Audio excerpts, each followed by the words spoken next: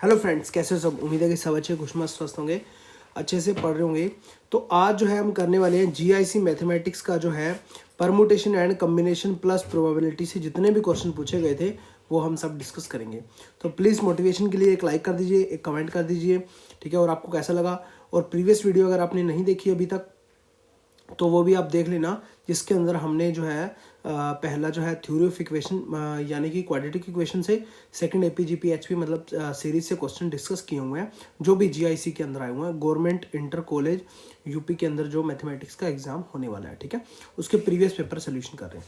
तो चलिए स्टार्ट करते हैं। इस क्वेश्चन नंबर जो 10 है, जो कि प्रोबेबिलिटी के अंदर आया हुआ है। कुछ क्वेश्चन जो है परमुटेशन कम्बिनेशन के अंदर आए हुए हैं, दोनों को मिला करके इसके अंदर हम सोल्व करने वाले हैं। Question number 10. The probability of getting 12 in the single throw with 3 dice is. 3 पासों को एक बार फेंकने में 12 आने की प्रैक्टिस क्या है। तो इस टाइप के जो क्वेश्चन है मैंने डायरेक्ट आपको प्रोबेबिलिटी के अंदर करवाए हुए हैं, ठीक है। तो उसी से ही हम इसको लेकर के चलेंगे। मैंने आपको उसके अंदर बताया था एक डायरेक्ट फॉर्मूला सम और केस का, ठीक है। जब मैंने बोला था 3, अब 3 डाइस फेंकी जा रही हैं, 3 डाइस फेंकी जा रही हैं तो 1 1 1 तीनों में आएगा, तो टोटल तो 3 सम बनेगा ना टोटल। तो एक बारी ही बन सकता है, ऐसा एक ही केस हो सकता है। उसके अलावा कोई भी 3 डाइस को कुछ भी आता रहे 3 नहीं बन सकता। ऐसे ही 4 बनने की, 5 बनने की, 6 बनने की, 7 8 9 10, मैंने कहा था 10 तक लिख लेना, ठीक है। 4 बनने की 3 प्रोबेबिलिटी है, 3 केस हैं, ठीक है। 4 कैसे कैसे बन सकते हैं, हर किसी में अलग अलग लेना पड़ेगा। एक 1 2 1 लेना पड़ेगा, फिर 2 1 1 लेना पड़ेगा, फिर 1 1 2 लेना पड़ेगा, तब 3 केस बनते हैं। ऐसे ही मैंने डायरेक्ट आपको बताया था, इसके अंदर 2 जोड़ दो, ठीक है। इसके अंदर फिर से जो है ना 3 जोड़ दो तो 6 बन जाएगा। इसके अंदर फिर से जो है 4 जोड़ दोगे तो 10 बन जाएगा। फिर से 5 जोड़ दोगे, मतलब याद रखने का तरीका बता रहा हूँ, ठीक है, 15 बन जाएगा। ऐसे ही 6 जोड़ दोगे तो 21 बन जाएगा। केस याद रखने की जरूरत नहीं होती, पेपर के अंदर ना टेबल याद रखनी होती है, बस डायरेक्ट आपको आंसर करना होता है।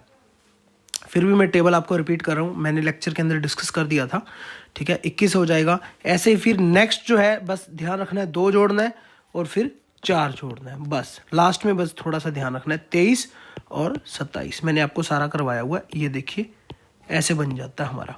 अब आप बोलेंगे 11 भी तो आ सकता है, बिल्कुल आ सकता है। तो 11 का भी 27 केस बनेंगे। ऐसे ही 12 के, 13 के, 14 के, 15, 16 आने का, 17 आने का और 18 आने का।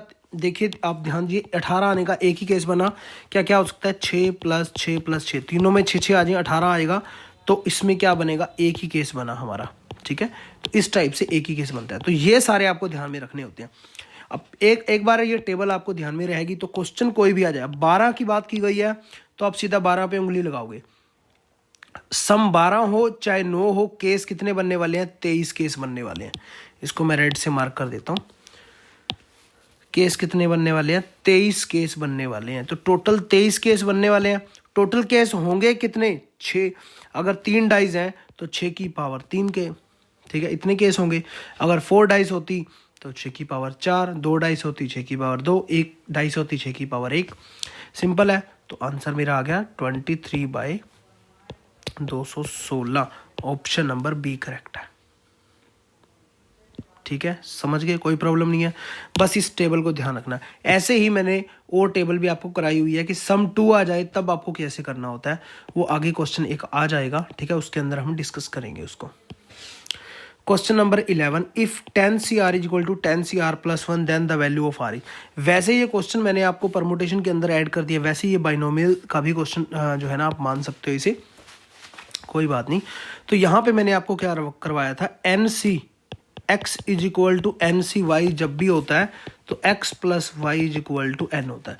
तो डायरेक्ट आपको कैसे करना था, 10CR = 10CR+4 है, तो यहाँ पे R + R+4 = किसके, 10 के। 2R = किसके इक्वल होगा, 6 के। R = 3। Option number first correct है।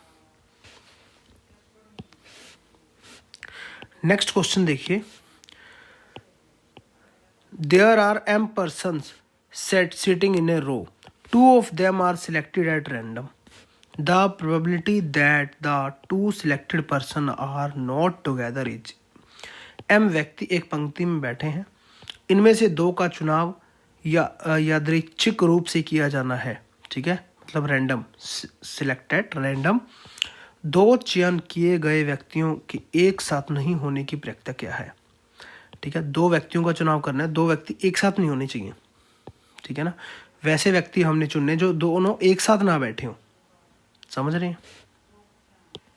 तो यहाँ पे हम करने क्या वाले हैं एग्जैक्टली, आप ध्यान दीजिए, मैं कोई भी किसी भी रो के अंदर कितने भी व्यक्ति बैठे हों, जैसे m व्यक्ति बैठे हैं, ठीक है ना, तो उनको दो व्यक्तियों को चूज करने की जो है ना प्रैक्टिका क्या होती है, प्रोबेबिलिटी क्या होती है, MC2। इस टाइप से कॉम्बिनेशन हम लेते हैं, MC2 ले लिया, ये टोटल है। अब अगर मैं टोटल में से वो घटा दूं जो कि दो इकट्ठे बैठे हैं, तो वो मेरे आ जाएंगे कि जो मैंने चूज किए हैं दो इकट्ठे नहीं बैठे, वो दो मैंने चूज कर लिए होंगे। माइनस कर दूंगा जो दो, कितने नंबर ऑफ वेज ऐसे बन सकते हैं जब वो दो इकट्ठे बैठ सकते हैं। तो सिंपल सी बात है, देखिए यहाँ पे देखिए 1 2 3 पर्सन है, 3 पर्सन एक कंजिक्यूटिव मतलब कि क्या होता है, लगातार, ठीक है, लगातार बैठे हैं। तो यहाँ देखिए ये दोनों बैठे हैं आपस के अंदर, ये दोनों बैठे हैं, इन दोनों की कितनी प्रोबेबिलिटी हो सकती है, इन दोनों की आपस के अंदर अगर मैं फर्स्ट वाले की बात करूँ तो ये 1 हो सकती है, और इन दोनों आपस में बैठे की 2 हो सकती है, ठीक है ना। तो यहाँ पे मेरा क्या हो जाता है, मतलब 2 नहीं लिखना चाहूँगा, 1 ही लिखना चाहूँगा, प्लस कितना हो गया 2, मतलब 3 थे तो 2 है।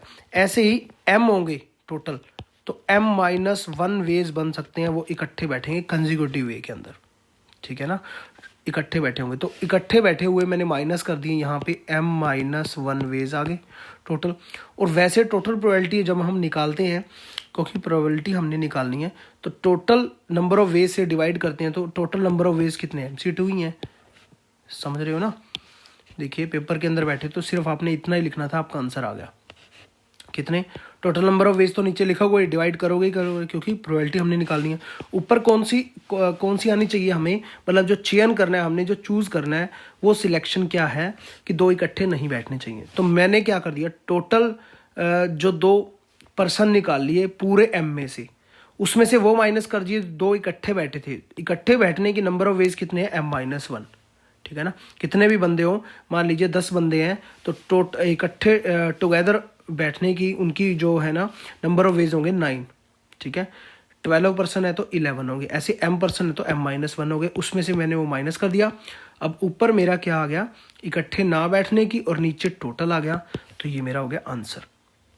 इसको अब आप सोल्व कर लो, इसके नीचे ये रखोगे तो क्या आ जाएगा, मेरा 1 ही आ जाएगा, माइनस में ऊपर आ जाएगा m-1, और नीचे MC2 को सोल्व करोगे तो m फैक्टोरियल, और ऊपर चला जाएगा m-2 का फैक्टोरियल, और इनटू में 2 का फैक्टोरियल 2 ही होता है।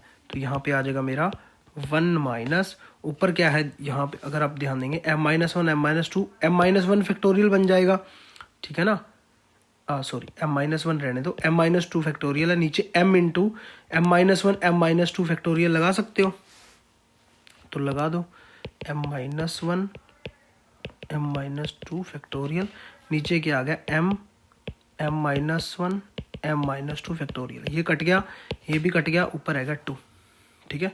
तो आंसर मेरा क्या आया, 1-2/m, ठीक है, ऑप्शन नंबर डी करेक्ट है। नेक्स्ट क्वेश्चन देखिए, if P A intersection B is equal to 1/2 है, पी ए का बार इंटरसेक्शन बी का बार इज इक्वल टू 1/3 है, P A is equal to x है, and P B is equal to 2x है, then the value of x क्या आएगी, ठीक है।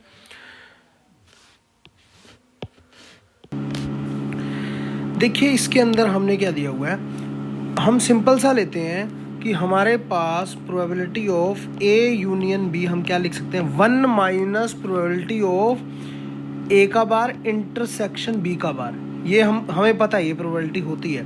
तो डायरेक्ट हमारे पास क्या आ गया, पी ए यूनियन बी हमारे पास क्या आ गया, 1 माइनस, ये हमें गिवन है, इसीलिए तो मैंने इसका यूज किया, 1/3, 2/3 आ गया, कोई प्रॉब्लम नहीं है यहाँ पे।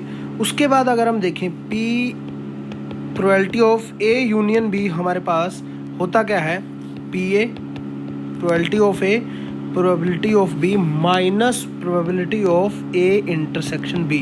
तो यहाँ पे ये मेरा क्या है 2/3 है, ठीक है।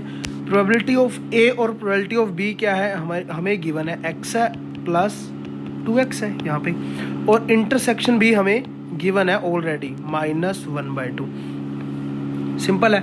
अब तो क्या ही रह गया हमारे पास, तो यहाँ पे आ जाएगा मेरा 3x is equal to 2/3 plus 1/2, ये आ जाएगा मेरा 7/6। तो x इज इक्वल टू 7/18 आ गया, 3 नीचे चला जाएगा, 7/18 ऑप्शन नंबर डी करेक्ट है। चलिए नेक्स्ट चलिए, और एप्लीकेशन जरूर डाउनलोड कर लेना मिशन DSSB, यहाँ पे आपको कंप्लीट कोर्स मिल जाएगा, ठीक है। तो यहाँ देखिए, the probability of getting a sum of 9 in the throw of 2 dices. Simple सी बात है, वही चीज़ आ गई ना, मैंने आपको बोला था 3 का सम और 2 का सम वाली कहानी सारी।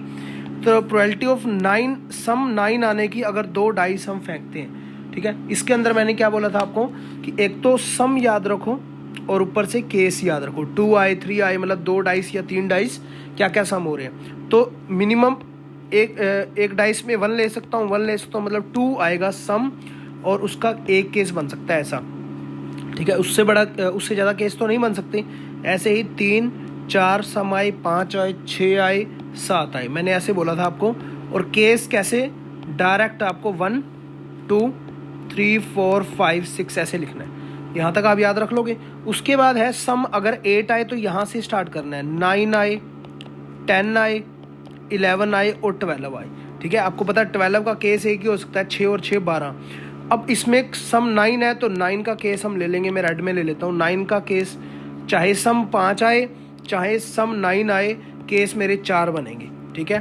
तो डायरेक्ट आपने आंसर करना है, 4 केस बनेंगे। टोटल केस कितने होते हैं, 6 की पावर 2, क्योंकि 2 डाइस है तो 4/36 हो गया। तो आंसर मेरा क्या आया, 1/9, ऑप्शन नंबर फर्स्ट करेक्ट है, ठीक है।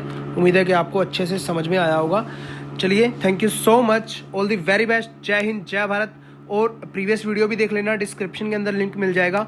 और नेक्स्ट वीडियो के लिए एक लाइक और एक कमेंट कर देना कि आपको कैसा लगा। GIC का पेपर हम सोल्व कर रहे हैं, आपको कितनी ज़्यादा हेल्प मिल रही है इसमें। Thank you so much. और टेलीग्राम का ग्रुप ज्वाइन कर लेना नीचे से, ताकि आपको जो है ना लेटेस्ट अपडेट मिलती रहे और सारी PDFs वहाँ पर आपको मिलती रहे। Thank you so much.